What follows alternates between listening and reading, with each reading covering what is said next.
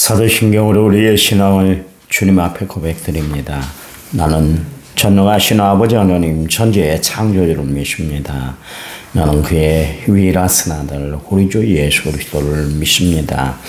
그는 성령으로 잉태되어 동정녀 마리아에게서 나시고 본디오 빌라도에게 고난을 받아 십자가에 못 박혀 죽으시고 장사된 지 사흘 만에 죽은 자 가운데서 다시 살아나셨으며 하늘에 오르셔 전능하신 아버지 하나님 우편에 앉아 계시다가 거기로부터 살아있는 자와 죽은 자를 심판하러 오십니다. 나는 성령을 믿으며 거룩한 공교회와 성도의 교제와 죄를 용서받는 것과 몸의 부활과 영생을 믿습니다. 아멘. 찬송가 570장입니다. 찬송가 570장.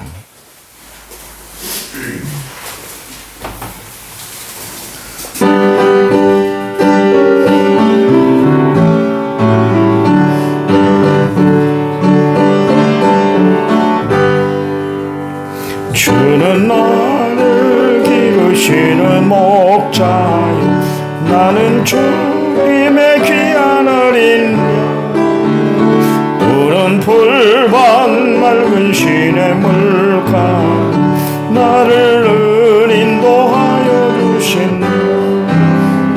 주는 나의 좋은 목자 나는 그의 어린 양 저를 따라 꿀을 먹여주시니 내게 부족함 전혀 없어요. 예쁜 새들 노래하는 아침 노을 비키는 고랑오네 사랑하는 나의 목자 음성이 나를 언제나 불러주신다. 주는 나의 좋은 목자 나는 그의 어린 양 저를 따라 꿀을 먹여주시니 내게 부족함 전혀 없어라. 못된 짐승 나를 해치 못하고 거친 비바람 삭지 못하리. 나의 주님 강한 손을 펼치사 나를 주의하러 지켜주신다. 주는 나의 좋은 목자 나는 그의 어린 양 저를 따라 꿀을 먹여주시니 내게 부족함 전혀 없어라.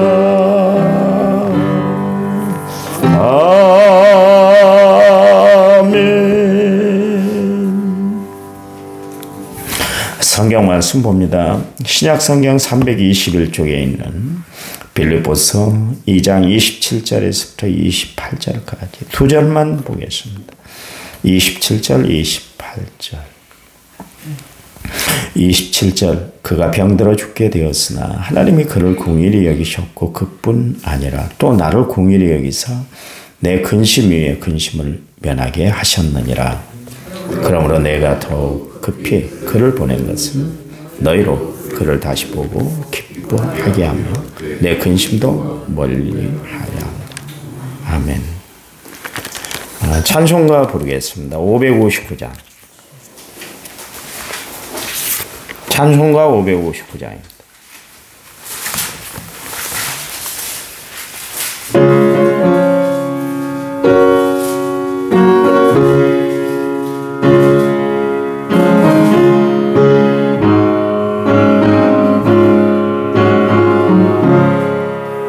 서쪽에 봄바람 불어있고 하나님 아버지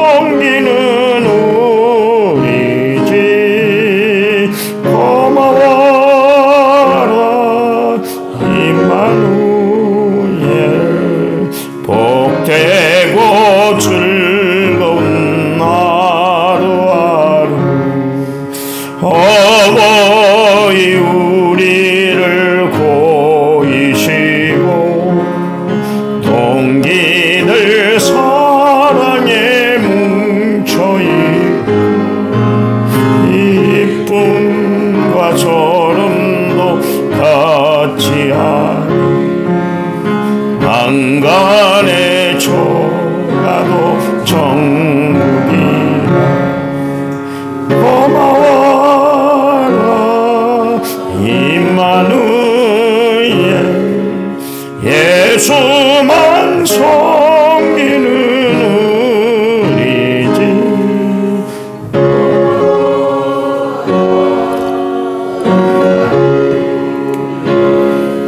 복되고 즐거운 하루하루 아침과 저녁에 수고하여 다같이 일하는 온 식구가 한 성에 둘러서 먹고 마셔 여기가 우리의 낙원이라 고마워라 임마누엘 예수만 섬기는 우리들 고마워라 임마누엘 복되고 즐거운 하루하루 아멘. 오늘 하루가 복되시기 바랍니다. 어제 춘향제 전야제 한다고 낮에부터 막 비행기가 막 에어쇼를 하더니 저녁에는 콩 볶는 소리가 나더라고요. 저는 집에 있었습니다. 그랬더니 이것은 콩 볶는 소리가 나고 또 가수들이 노래를 부르고 막 그러는데 흥이 안 나요. 감동이 없어요. 왜 그럴까요? 집안에 있었으니까. 공연장 현장이 없었기 때문에 그래요. 우리가 하나님의 은혜를 받으려면 여러분 마가의 다락방에 120명의 성도들이 모였잖아요.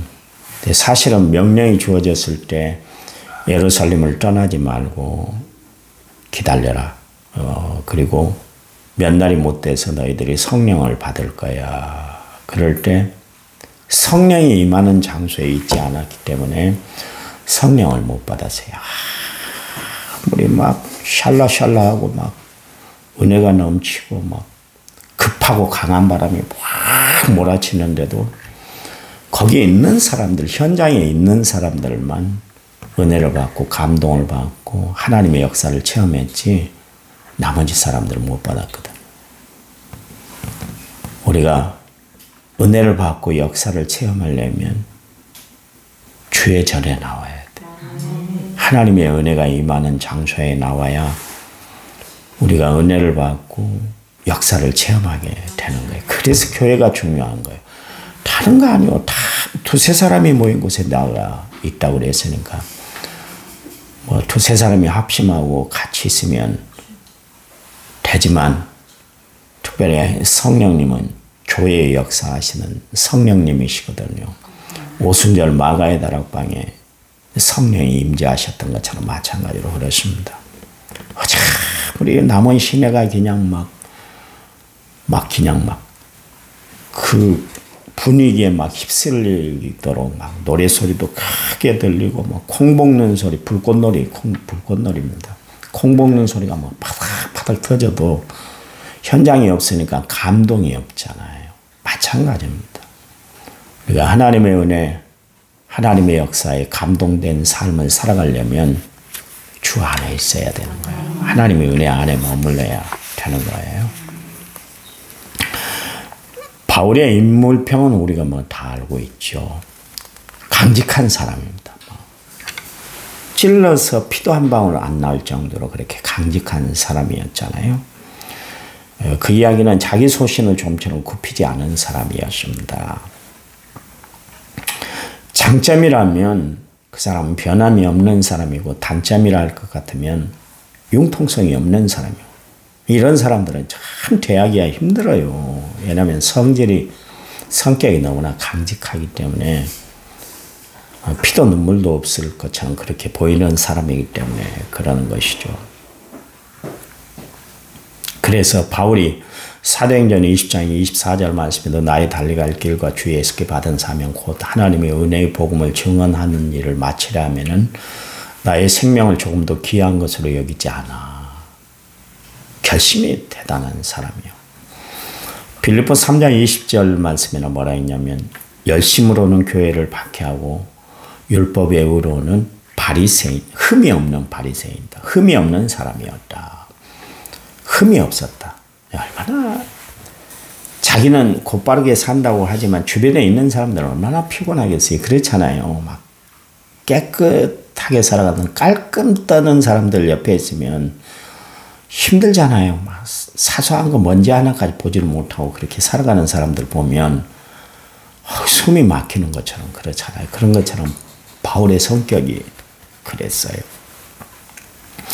빌립보 3장 12절 말씀에 뭐라 했냐면 내가 이미 얻었다함도 아니고 온전히 이루었다함도 아니다. 오직 내가 그리스도 예수께 잡힌 바 된 그것을 잡으려고 달려간다. 그것입니다. 한번 목표가 딱 세워지면 좌로나 우로나 치우치질 않았던 사람이 바울이었어요. 뒤돌아볼 줄 모르는 사람이었습니다. 아까 말씀드린 것처럼 융통성이 하나도 없는 사람, 제로인 사람이었어요. 근데 그가 예수를 믿고 성령을 받고 주의 일들을 감당하면서 변했어요. 어떻게 변했냐면 남을 배려하는 사람으로 변했어요. 자신보다 남을 낮게 여기고 겸손과 순종의 덕목을 가지고 살아가게 되었죠.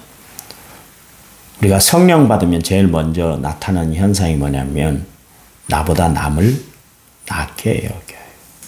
나를 스스로 낮추게 되는 거예요. 바울은 일방적으로 공고를 했다가 자기들이 이제 내가 이야기했으니까 알아서 하겠지. 하나님이 성령님이 역사하실 거야 그러면서 내팽개쳐버렸던 사람이 아니었습니다. 그들이 혹시나 내가 권면한다고 권면했는데도 불구하고 시험 들면 어떻게 하지? 이 마음을 가지고 있었던 것이죠. 변해도 너무나 변해버렸어요. 성령이 그런 마음을 갖게 하신 줄 믿으시기 바랍니다. 그러니 바보세 그가 기록한 성경에 보면 그에게는 원수도 없고 원한도 없었어요. 심지어 자기가 그렇게 고린도 교회에 뿌렸던 씨앗이 있고 그 고린도 교회를 위해서 어느 교회보다 열심을 품고 그 교회에 진력을 했잖아요. 전심전력을 다했는데 불구하고 아볼로도 있고 게바도 있고 뭐 다른 파도 있어도 좋아. 나는 단지 씨만 뿌렸어. 그럼 물 주는 일도 있고 자라게 하신 일이 있어. 나는 그냥 씨만 뿌리면 돼. 그 생각을 가졌어요. 사람이 그러기가 쉽지 않습니다. 누가 내 공로를 갈아채면 화딱지가 나요. 내가 이만큼 일하면 내 한 업적이 드러나기를 원하는 것이 사람의 본심인 거예요. 나 이름 나타내지 마세요. 절대로 그러지 마세요. 이렇게 하기가 쉽지 않아요. 내 말을 안 해주면 섭섭하기도 해요. 운동장에 갔습니다. 어떤 여자분이 3등을 했대요. 근데 1, 2등은 다 프랭카드를 걸어놨어요. 3등은 안 걸어놨대요. 우리 회장님이 신경을 안 써요. 그러더라고요. 그래서 내가 회장님을 만났어요. 그 팀 회장님을. 왜 안 해줬어요? 좀 해주시지. 섭섭해하더만. 그랬더니 아니 하지 말라고 그러던데요. 보세요. 앞에서는 하지 말라고 그래놓고 뒤에는 나하고 보고 왜 나는 3등 했는데 다 1, 2등 프랭카드를 걸어놨는데 나는 안 걸어놨네. 요게 인간이요. 사람을 나타나는 그대로 믿으면 우리가 실수하기가 딱 쉬워요. 자기는 싫다고 하지 마세요. 그랬다고 했지만 나한테 뒤돌아서는 그런 이야기를 하더라고요. 사람이 공로의식이 있는 거예요. 다. 보상의식이 다 있는 거예요. 근데 바울은 그런 거에 없었어요. 왜요? 그의 마음, 성령이 지배하니까. 그의 마음을 십자가에 딱 못 박아버리니까 자기가 했음에도 불구하고 자기를 나타내질 않았어. 그래서 바울이 훌륭한 거예요. 바울이 무시한 일을 이루었기 때문에 훌륭한 사람이 아니라 하고도 자기를 나타내지 아니하고 오직 남을 높이고 하나님 영광 위해서만 일했다. 그런 이야기입니다. 바울은 지금 빌립보 교회 교인들을 너무나 사랑했어요. 그래서 그 사랑하는 마음이 어떻게 오늘 표현이 되고 있냐면 거기 보니까 근심으로 표현이 되고 있습니다. 성령은 우리에게 좋은 마음, 거룩한 마음, 성결한 마음, 그리스도의 마음을 갖게 해줘요. 그러니까 이 마음을 품고 성령을 품고 살아가면 모든 것이 다 이해가 돼요. 까칠한 내 성격이 변화가 됩니다. 우울한 내 성격이 변화가 돼요. 연약한 내 심령이 변화가 돼요. 바울 봐보십시오. 아니 베드로 봐보세요. 자기는 남자라고 생각을 했잖아요. 근데 그도 역시 마찬가지로 소심한 사람이요. 인간은 다 거기서 50보 100보 도토리 기적이에요. 자기는 예수님을 절대로 부인하지도 않고 예수님이 가시면 감옥도 따라가고 죽음의 자리도 따라가겠다. 그렇게 해놓고는 계집종 앞에서 벌벌 떨던 사람 아닙니까? 그렇게 연약한 사람이요. 그렇게 부족한 사람이요. 나서기도 잘하고 그렇게 나대기를 잘하는 사람 그런 사람도 또 없잖아요. 그런데 그가 성령을 받으니까 전혀 다른 성품의 사람으로 변화되잖아요. 연약한 사람이 담대한 사람으로, 부족한 사람이 지혜로운 사람으로 변하잖아요. 이게 성령의 역사입니다. 그래서 우리는 성령이 필요한 것이에요. 그래서 성령이 없이는 우리는 살아갈 수가 없는 거예요. 여러분 날마다 성령을 구하고 성령을 찾고 성령을 의지하고 성령의 도우심을 받고 날마다 승리하며 살아가는 성도들이 되시기 바랍니다. 그 에바브로디도가 바울을 가까이 하다 보니까 바울에게 임한 하나님의 성품을 그가 본받게 되었던 거예요. 그래서 여러분 주변에는 좋은 멘토가 있어야 돼요.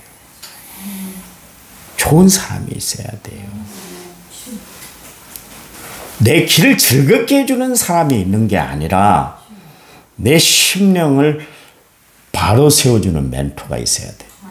여러분 이야기거리를 하는데 남의 이야기만 하고 남을 속삭거리는 사람이 있으면 멀리하세요. 그 사람은 일생 도움이 안 돼요. 그런 사람을 가까이 하면 나에게 해악이 돼요. 그러나 성령의 말을 하고 은혜로운 말을 하고 축복의 말을 하는 사람을 가까이 하면 내가 변해요. 올바른 멘트는 좋은 멘토를 통해서 이루어지는 것이에요. 바울을 가까이 하다 보니까 에바브로디도가 변화가 됐어요. 여러분 우리가 예수 그리스도 안에 있으면 변화가 되잖아요. 바울 안에 누가 계셨어요? 그리스도가 계셨어요. 그냥 가까이 가는 거. 세상에 이런 분이 있어요. 이 양반 원래 이럴 분이 아닌데. 이야기했잖아요. 그 당시 초대교회 안에 바울의 모든 행적들이 바울의 이력들이 다 알려져 있었어요. 왕도 알았잖아요. 베스도 총독도 알고 있었잖아요. 그럴 정도로 바울은 유명한 사람이었어요. 근데 그렇게 출세할 수 있는 사람, 잘 나갈 사람, 앞으로 형통할 사람이 주를 위해서 이렇게 헌신하고 주를 위해서 자기를 내려놓고 사는 모습을 보니까 감동이 된 거예요. 감동. 여러분은 주변의 사람들에게 얼마나 감동, 영향력을 끼치고 살아가고 있어요. 여러분 좋은 영향력을 끼치고 살아가는 성도들이 되시기를 간절한 마음으로 부탁을 드립니다. 아멘. 그 26절 말씀에 읽지는 않았습니다만 바울이 에바브로디도를 빌립보 교회에 다시 보내고 싶은 그 사연에 대해서 이제 이야기를 하고 있는데요. 바울이 어떤 사람입니까? 여전히 몸과 마음이 불편한 사람 아닙니까? 그렇잖아요. 육체의 가시가 있었기 때문에 늘 그것이 자기를 막 찌르고 아프게 하고 어렵게 하고 힘들게 했지 않습니까? 그런데다가 자신이 지금 감옥에 갇혀서 너무나 외롭고 쓸쓸한 형편에 지금 처해 있잖아요. 한 사람이라도 바울 곁에 더 있는 것이 바울에게는 좋은 것이에요. 얘는 위로가 되고 기대가 되고 힘이 되기 때문에 그래요. 그런데 바울은 자기 욕심에만 급급하지 않았어요. 바울이 에바브로디도를 보니까 빌립보에 돌아가고 싶은 마음이, 빌립보 교회로 다시 돌아가고 싶은 마음이 막 사모하는 마음으로 가득 차 있는 것을 봤어요. 그래서 바울이 에이, 그래도 그렇지. 빌립보 교회는 지금 많은 교인들이 있잖아. 그냥 저 좀 더 참고 기다리고 있어. 나를 좀 도와줘. 나 금방 석방될지 몰라. 바울은 그때는 순교할 거라고 생각을 많이 했거든요. 곧 석방될 것이다. 그렇게 생각을 하고 있었거든요. 그러니까 하루라도 좀 나오고 좀 더 있으면 좋지 않아? 좀 나오고 좀 있어줘. 그랬는데 그런 마음이 들잖아요. 그런데도 불구하고 에바브로디도 마음에 저 사람이 지금 빌립보 교회를 돌아가고 빌립보 성도들을 만나고 싶어하는 마음으로 사모함으로 가득 차 있구나. 내가 보내줘야 되겠다. 그래서 보내주는 거예요. 자기의 유익과 자기의 영달, 자기의 편리를 구하는 사람이 아니요. 남을 배려할 줄 알고 남의 마음을 헤아릴 줄 아는 거예요. 여러분, 지혜로운 사람, 성령의 사람은 어떤 사람이냐? 남을 헤아릴 줄 알고 살아가는 사람이에요. 여러분, 그런 마음을 품고 살아가시기 바랍니다. 남편을 좀 헤아려 보세요. 아내를 좀 헤아려 보세요. 자식들을 좀 한번 헤아려 보세요. 제가 그렇게 못 헤아리다가 요즘 작은 아들에게, 큰 아들은 본래 제가 잘해줬던 것 같아요. 그러니까 제 눈에도 봐도 아빠는 형만 위했지 언제 나를 한번 자식으로 대해본 적이 있냐. 매번 못하게 하고 브레이크를 걸고. 지금도요. 제가 학생 때 받았던 상처를 지금도 이야기를 하더라고요. 지금도 이야기를 해요. 다 잊혀질만 하잖아요. 몇십 년이 지났는데. 근데 그게 아직도 상처로 남아있더라고요. 아빠가 친구들 앞에서 이렇게 했잖아. 엄하게 했잖아. 나 그때 정말 창피했었어. 너무 힘들었어. 지금도 가끔가다 이야기를 해요. 우리 집사람이 너는 그렇게 티가 그렇게 구리냐. 아빠가 그럴 사정이었으니까 그렇게 했지. 그래도 잊혀지질 않아요. 그래서 내가 많이 회개하고 있어요. 여러분, 잘 대해주세요. 마음에 안 드는 부분이 있잖아요.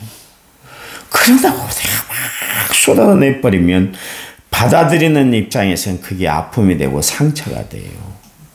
나는 아무것도 안 해요. 나는 뒤돌아서면 다 잊어버리는 사람이에요. 나는 뒤끝이 없어 그러지만 그 받은 사람은 상처가 크다니까.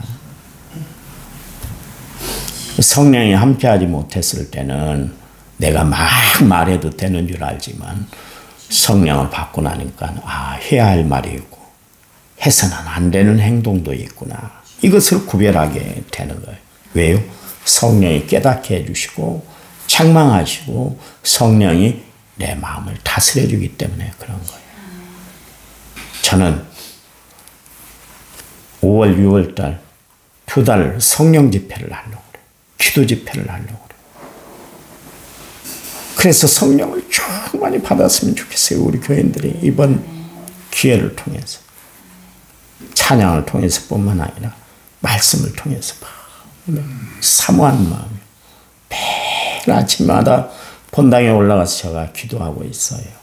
하나님, 놀라운 역사들이, 변화들이 일어나게 해주시옵소서. 나만 알고 있는 성령 충만이 아니라 모든 성도들이 다 성령 충만했으면 좋겠어요.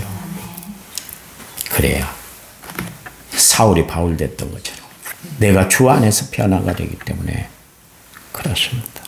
여러분, 그래요. 오늘 본문 말씀해 보니까 바울도 그렇고 에바브로도 디도도 그렇고 빌립보 교회 교인들도 그렇고 각각 자기 일을 돌볼 뿐만 아니라 각각 다른 사람들의 일도 돌볼 줄 아는 진정한 아름다운 모습을 보이고 있는 것을 알 수가 있습니다. 오늘 우리 교회가, 우리 교회의 모습이, 교인들의 모습이 이래야 될 줄 믿습니다. 서로가 서로를 위하는 모습이 하나님이 원하는 공동체의 모습인 줄 믿습니다. 하나님 감사합니다. 나를 나되게 하시고 우리를 그리스도의 증인으로 하나님이 세워주신 줄 믿습니다. 주의 일들을 감당하고 하나님 앞에 믿음으로 예배드릴 때 하나님이 우리에게 늘 함께 하셨던 것처럼 합력하여 선을 이루어 주시기만 원합니다. 능력 주셔서 모든 일들을 감당해 나갈 수 있는 은혜를 베풀어 주시옵소서. 함께 하실 것을 믿습니다. 예수님의 이름으로 기도했습니다. 아멘. 참 희한한 일이죠. 요거 꺼도 돼요. 내가 우리 집사람을 통해서